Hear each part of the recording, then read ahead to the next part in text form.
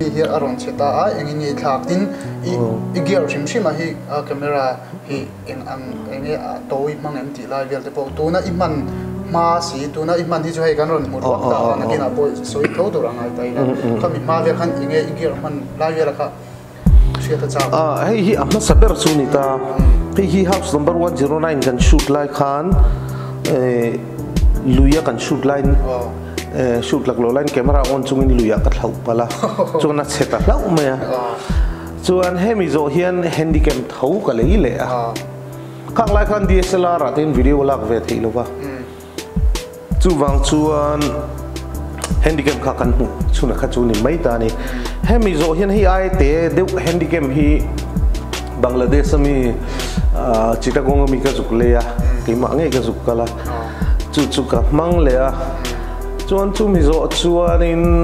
Panasonic company nan siam nilo chu mi zo chuan Sony book handicam pakhat dang ka le le a anua Panasonic ho siam DVX 102 titiat vel handicam lian ve deu quality tha deu hlek chu kan lei chho ve le a chuan eng mo Doordarshan ha te po ka thau ko ve a eng mo te kha ka ti ve chuan chu mi zo chuan in 2010 a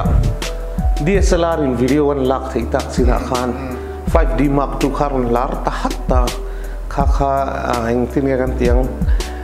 kini ang ho tan kha chuan van nei na ni mai ti meng chu khami kan lo dream twin picture big picture nge ni